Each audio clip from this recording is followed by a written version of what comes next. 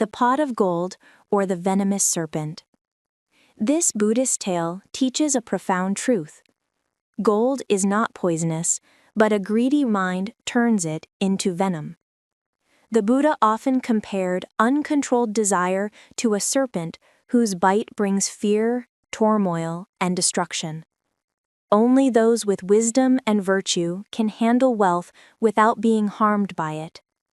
In this story, a man mistakes treasure for a blessing, only to learn that without mindfulness, even gold can strike like a deadly snake.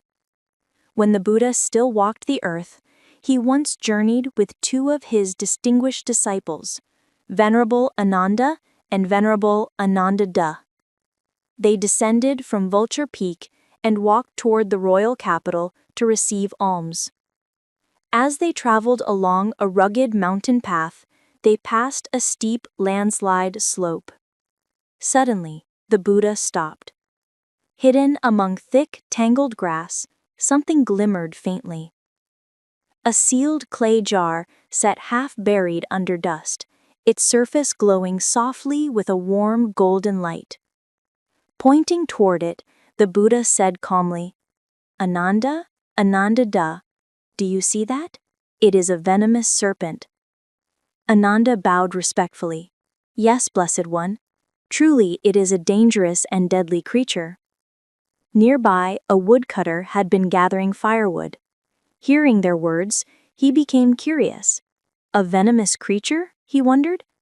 He hurried over, pushed aside the tall grass, and pulled out the jar. Breaking the seal, he looked inside, and his breath caught. The jar was overflowing with pure gold and precious jewels. He laughed to himself. The Buddha and his disciples do not understand worldly things. They call gold a serpent, yet this very snake will make me rich forever.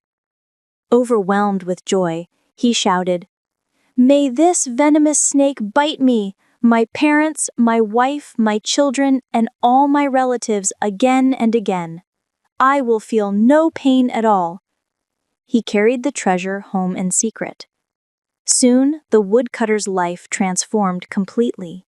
He built luxurious houses, purchased land and cattle, hired servants, and rode grand carriages.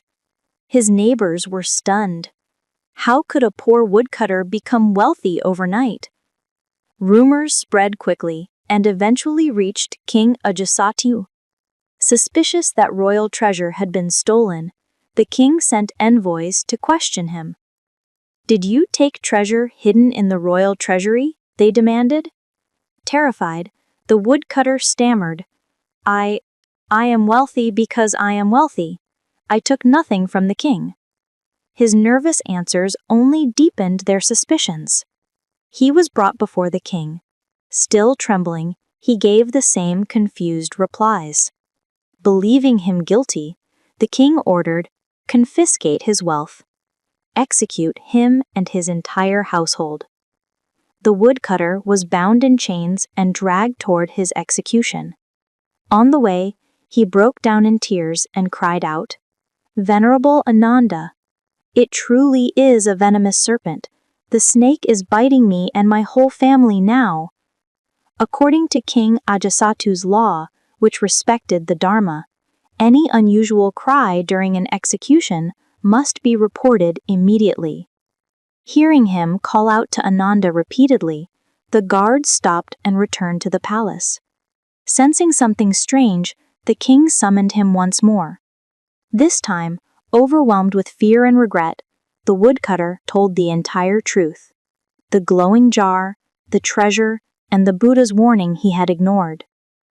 Deeply touched by the Buddhist teaching, King Ajasattu said, "Your crime deserves death. But because you once had the fortunate karmic blessing of having met the Blessed One, I will spare your life.